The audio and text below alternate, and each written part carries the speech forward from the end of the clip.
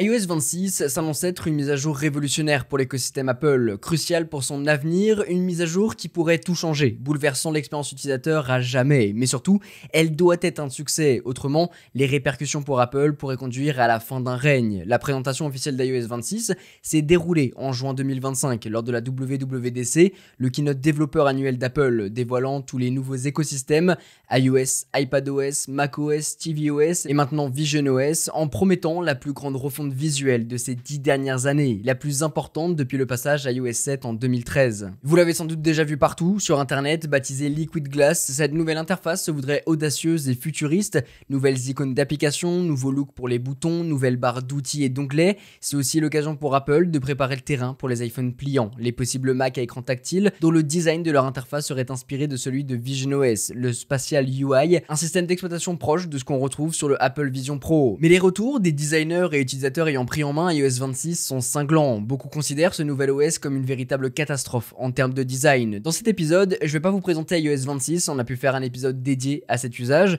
mais pour mieux comprendre les choix mis en place cette année, il est important de comprendre l'évolution de ce design depuis son origine et surtout les conséquences qu'elles peuvent avoir.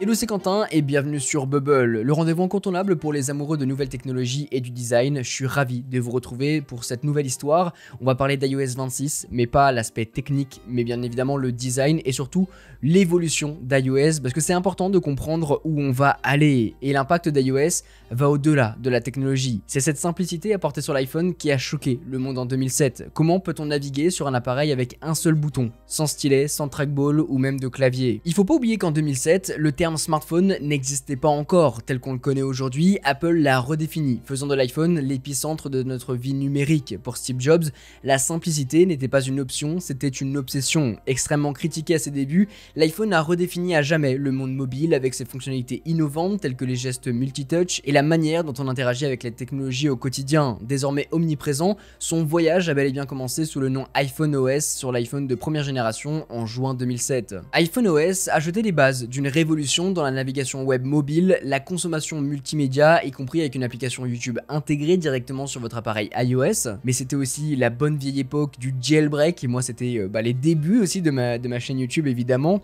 Et puis on pouvait du coup jailbreaker notre iPhone pour pouvoir notamment déverrouiller l'opérateur.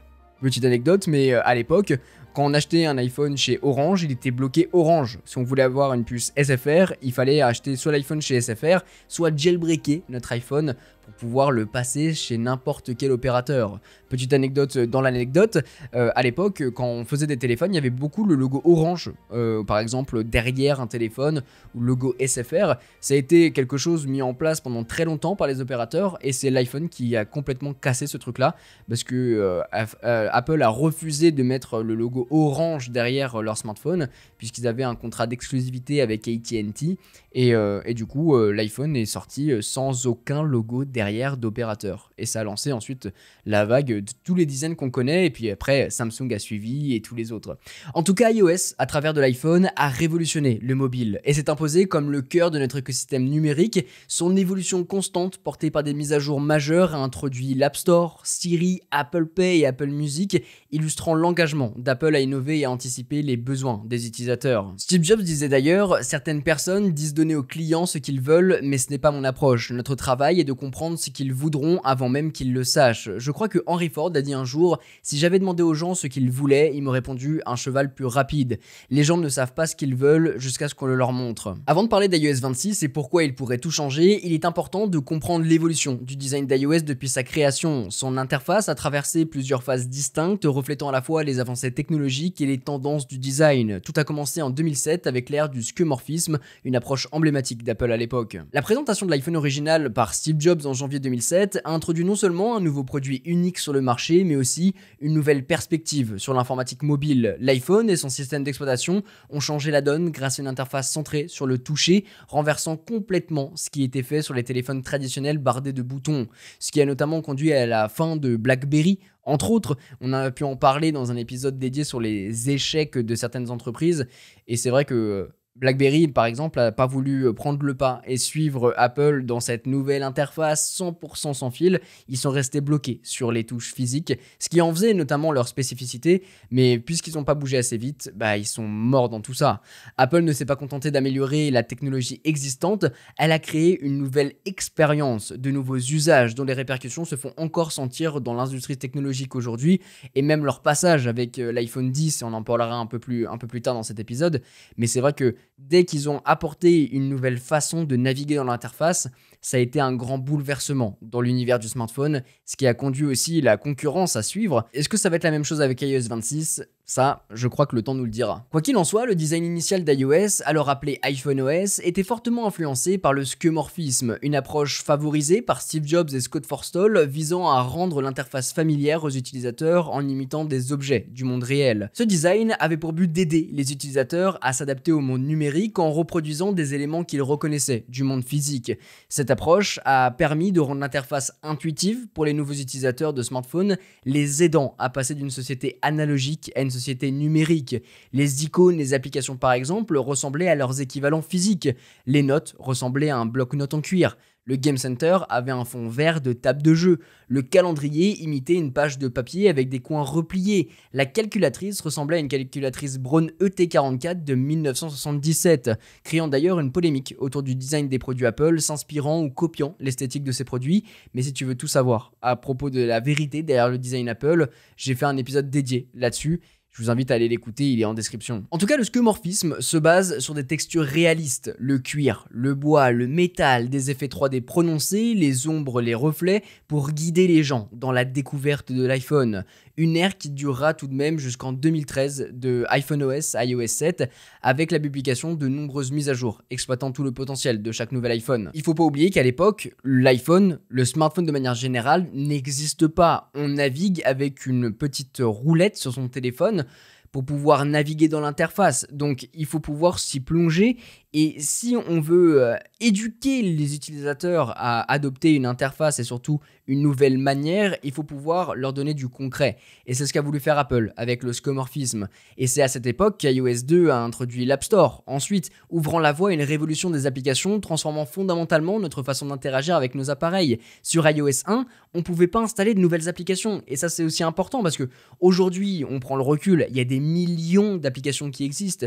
Dès qu'on essaye de penser à quelque chose qui pourrait être sous application, généralement on tape sur le store et on va la voir. Et en prenant du recul, c'est l'introduction de l'App Store et l'ouverture aux développeurs qui ont véritablement façonné l'essor du smartphone en créant de nouveaux usages et en propulsant l'écosystème mobile aussi bien sur iOS que sur Android. Pour la première fois de l'histoire, le smartphone est une plateforme évolutive où chaque mise à jour ou nouvelle application pouvait réinventer l'expérience utilisateur.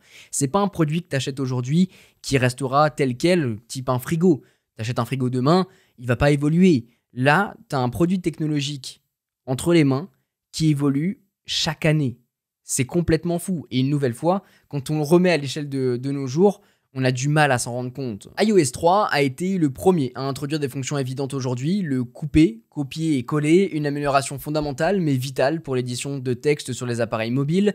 Sur iOS 4, appelé pour la première fois iOS d'ailleurs, le multitâche a été introduit permettant de basculer entre les applications. On retrouve aussi l'organisation de ces applications dans des dossiers. C'est à ce moment que sont lancés AirPlay, AirPrint et FaceTime. AirPlay, pour rappel, c'est pour pouvoir streamer son iPhone par exemple sur un écran, sur une Apple TV, sur son Mac. AirPrint pour pouvoir, depuis son téléphone, imprimer des documents. Et FaceTime, bon, je crois que j'ai pas besoin de vous le présenter. Puis est venu iOS 5 apportant avec lui le centre de notification, une fonctionnalité qui a considérablement amélioré l'expérience utilisateur en fournissant une zone dédiée pour gérer les notifications. Siri a été introduit en 2011 avec l'iPhone 4S sous iOS 5, mais iOS 6 l'a amélioré avec des commandes vocales plus avancées et une intégration plus poussée. Mais iOS 6 a surtout fait l'objet de nombreuses critiques. Sur Twitter, on parlait carrément de iOS 6 Apocalypse, hashtag qui est d'ailleurs encore présent sur Twitter. Vous pouvez vous amuser à scroller pour voir tout ce qui s'est passé. Globalement, Apple a remplacé Google Maps par sa propre application Apple Maps et le lancement a été catastrophique. L'application souffrait de données cartographiques erronées, d'un manque de détails, de bugs d'affichage, des photos simplement éclatées, allant jusqu'à indiquer de mauvais itinéraires aux utilisateurs. Pour l'anecdote, en décembre 2012, la police australienne de l'état de Victoria a dû secourir plusieurs personnes perdues dans le parc national de Murray Sunset. Apple Maps indiquait à tort la ville de Mildura à plus de 70 km de son emplacement réel, au milieu d'une zone aride et dangereuse, sans eau, avec des températures pouvant dépasser les 45 degrés. Les utilisateurs se sont tout simplement retrouvés en plein milieu du désert, ce qui montre bien que ces années ont été caractérisées par un mélange d'innovation et d'apprentissage. Apple cherche à repousser les limites de ce qu'iOS peut faire tout en découvrant de nouveaux usages, apportant beaucoup de nouvelles fonctionnalités tout en devant faire face à la croissance extrêmement rapide du monde du smartphone et la montée de la concurrence. Ce faux pas avec Apple Maps a abouti au départ de Scott Forstall, entraînant un changement crucial dans le leadership et la direction d'Apple. De nouvelles perspectives doivent apporter du neuf, c'est pourquoi Tim Cook donne à Johnny Ive la direction du design logiciel en plus du design matériel. Son premier chantier, la refonte totale d'iOS pour l'adapter à l'ère du numérique moderne. Aussi efficace qu'il ait été à ses débuts, le skeuomorphisme a fini par montrer ses limites. Avec l'évolution des usages et une volonté de modernité, Apple a décidé de tout repenser avec iOS 7.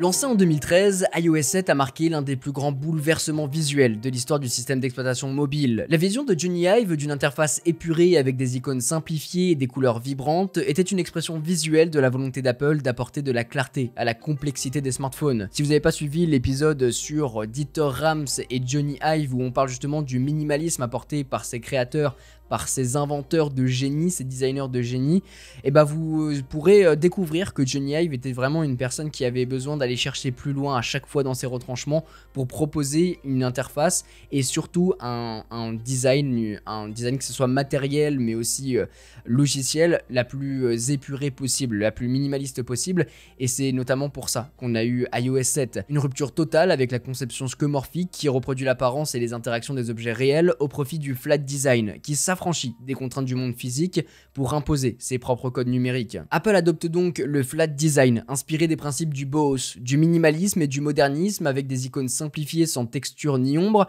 une palette de couleurs plus vive et homogène, des animations plus fluides et dynamiques, un design plus épuré, laissant place à la transparence, du flou et des espaces négatifs. L'espace négatif est la zone vide autour et entre les éléments d'une interface. Ce n'est pas un espace perdu mais un outil essentiel pour structurer l'information et améliorer la lisibilité. Je vous laisserai aller voir éventuellement ma vidéo si jamais vous avez besoin d'éclaircir un petit peu ce concept, mais c'est ce qu'on retrouve aussi sur des sites internet. Allez sur le site d'Apple par exemple, vous verrez que vous avez un gros texte centré en plein milieu d'une zone blanche. C'est ça, l'espace négatif. C'est ce qui permet de faire vivre le contenu, donner un petit peu de respiration. Si vous vous replongez maintenant dans les vieux Skyblock par exemple, vous verrez que c'est surchargé et c'est ce qu'on veut pas. Dans le cas d'iOS 7, il est utilisé pour créer une interface plus aérée et lisible, mettant en avant les éléments importants sans surcharge visuelle. La typographie Helvetica No Light a été choisie pour sa finesse et son élégance, laissant plus d'espace autour des lettres et améliorant la lisibilité. Rick Rubin dit dans son livre « La simplicité, c'est la complexité résolue ».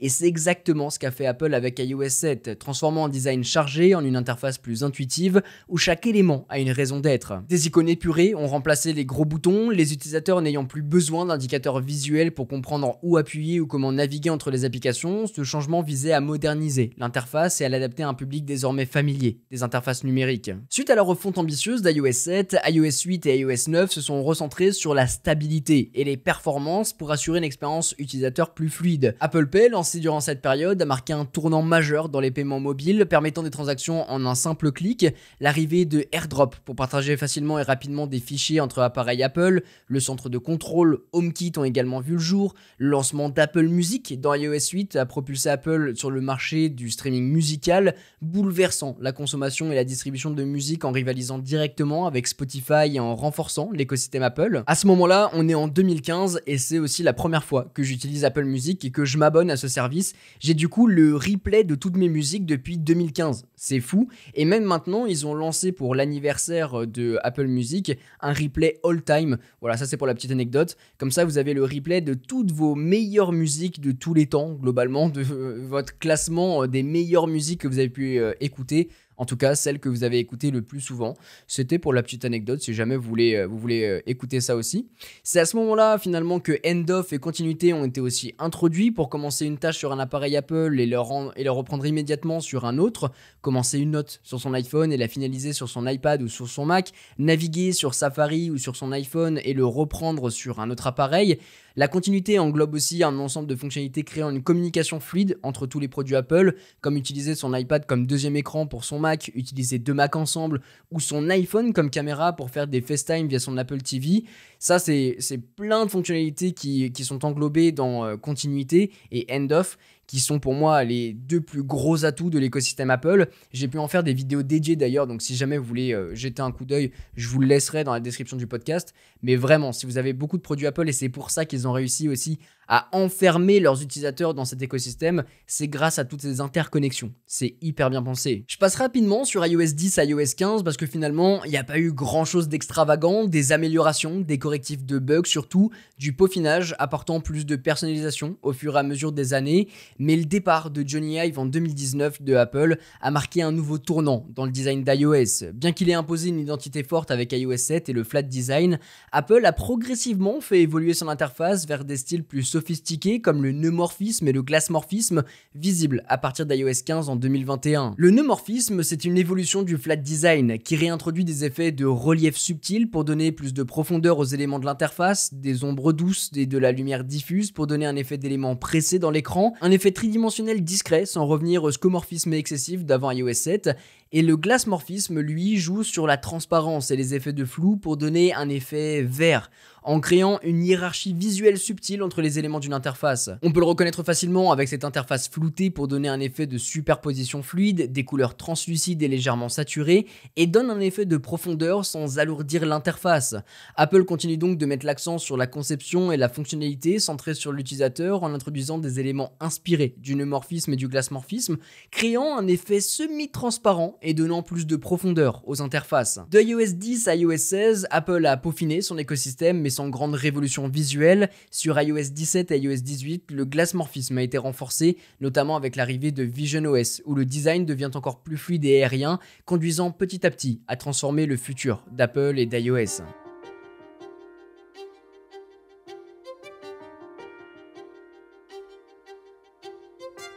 Avec iOS 26, Apple s'est inspiré du design instauré sur visionOS, le système d'exploitation du Vision Pro, pour proposer une interface plus fluide et immersive. Une évolution majeure du design visant à unifier l'expérience utilisateur à travers tous les appareils Apple, y compris le casque Vision Pro. L'évolution du design d'iOS reflète non seulement les changements technologiques, mais aussi la manière dont nous interagissons avec nos produits. Partant d'une approche visant à familiariser les utilisateurs avec le numérique, iOS est passé à un design plus abstrait et fonctionnel pour évoluer vers une interface plus immersive et cohérente avec l'ensemble de l'écosystème Apple. Cette mise à jour change radicalement la manière dont nous utilisons nos appareils au quotidien. Depuis plusieurs années, Apple crée de nouveaux produits, apportant avec eux des fonctionnalités, des usages et un nouvel OS, même si avec des fonctionnalités comme continuité, nos produits Apple semblent plus que jamais communiquer entre eux pour créer une symbiose et simplifier notre expérience, la barrière se crée naturellement par le système d'exploitation utilisé, iOS, iPadOS, macOS, tvOS et visionOS. Apple cherche alors à rendre l'expérience utilisateur plus cohérente sur tous ces appareils et préparer une convergence entre les interfaces classiques, écran tactile globalement,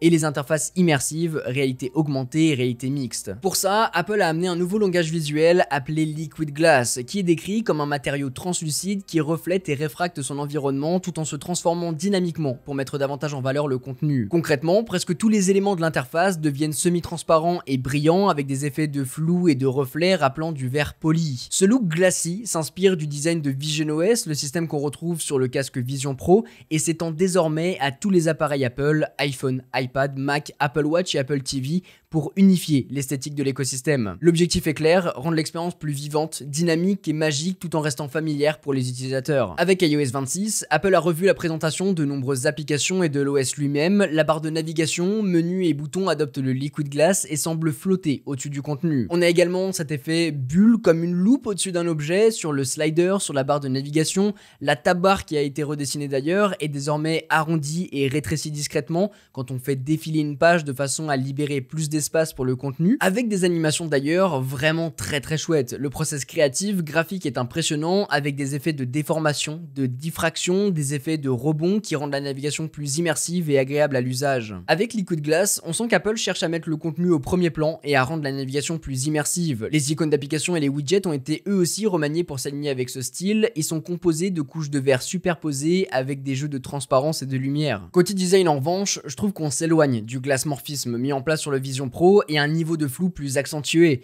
Le Liquid Glass est plus translucide et donc iOS 26 superpose donc des couches d'éléments les uns au-dessus des autres. C'est flouté mais pas flouté, un effet de bulle mais pas tout le temps, ça rend soit le contenu illisible soit difficile à lire. Par exemple, si vous mettez un fond d'écran blanc avec le style translucide, laissez tomber, il faut déchiffrer ces notifications carrément.